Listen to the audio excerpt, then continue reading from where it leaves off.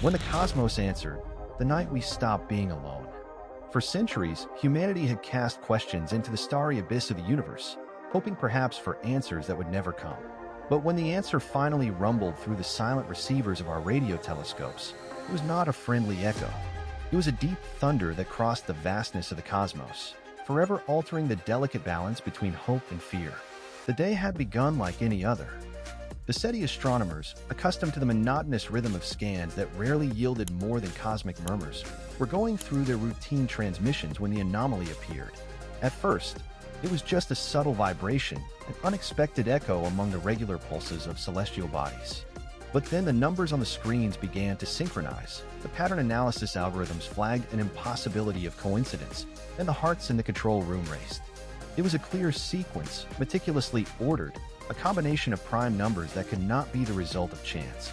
It was, without a doubt, an artificial message. For seconds that felt like centuries, the SETI team fell into reverent silence, contemplating the possibility that what had once been only a dream or nightmare of humanity was materializing before their eyes. Internal alarms were triggered immediately. The international protocols, which existed more as theoretical exercises than active procedures, were activated for the first time. The world's most powerful governments, the United States, Russia, China, were informed of the detection almost instantly, their crisis rooms filling with military officers, scientists, and strategists who could barely grasp the magnitude of the revelation. The behind-closed-doors deliberations stretched on through feverish hours. Should they inform the world, risking an unprecedented wave of global panic, or keep the news confined within the reinforced walls of their governmental bunkers? They decided, by fearful consensus, to choose silence. They believed they could control the narrative. But fate does not yield to human caution. The cosmos had other plans. Weeks after the initial detection, the sky was torn open. On defense radars, colossal objects began to materialize from the depths of interstellar space. These were no wandering meteors nor exploratory probes. They were ships, vast structures whose outlines seemed to defy the known laws of physics. Their surfaces absorbed light with such veracity that the stars behind them seemed to vanish momentarily, as if these entities were unweaving the very fabric of reality in their wake. Attempts at communication were as desperate as they were futile. High-frequency transmitters sent greetings, warnings, and pleas in hundreds of human languages, but the response was silence. A silence that felt less like indifference and more like anticipation. Theories multiplied frantically. Some optimists, clinging to the romantic notion that the visitors sought to share knowledge, imagined humanoid beings extending a stellar hand to Earth civilization. Others, more realistic or pessimistic, depending on the view, feared that what approached was pure artificial intelligence, a mind of silicon and energy traveling among the stars not as an explorer, but as a silent conqueror, guided by cold and inexorable logic. Humanity did not wait passively for their arrival. The most powerful armies on the planet were deployed, their immense arsenals prepared to repel any threat daring to cross the invisible line between hope and despair. But we soon understood that our weapons were irrelevant. Like mosquitoes trying to topple a mountain, our technologies, our nuclear bombs and hypersonic missiles, our orbital weapons, were nothing but toys in the face of the visitors' technological supremacy. Their weapons, based on concentrated energy and antimatter beams, fired no projectiles. They disintegrated. Entire armies were vaporized before soldiers could even glimpse the source of the attack. Shockwaves shook cities to the ground. Communication networks were severed as if they had never existed, and great capitals descended into total chaos, stripped of all infrastructure. The scenes that followed were of an accelerated global collapse. The lights of metropolises flickered and died. Presidents and leaders, isolated in bunkers that became underground tombs, faced complete helplessness.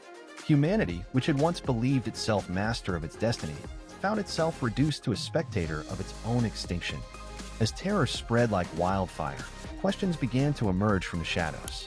Why? What was the true purpose of these beings whose technology was so advanced you could scarcely distinguish it from magic? Some believed we were merely resources to be exploited: water, minerals, organic compounds. Others theorized that it was some kind of cosmic experiment, where Earth was a living laboratory whose usefulness had expired.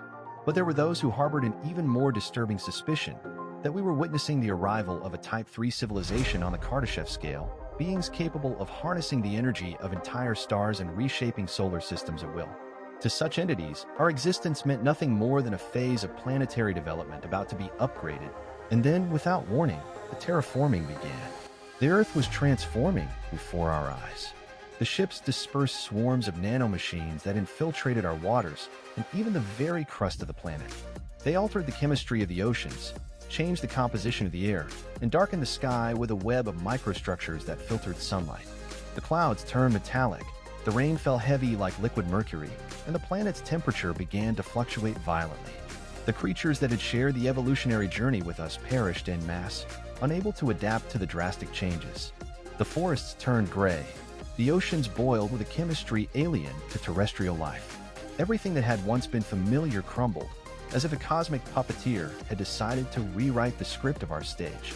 Humanity faced a definitive crossroads: resist until the last breath, embracing an honorable extinction, or attempt to understand the incomprehensible logic of those who surpassed us by billions of years of technological evolution.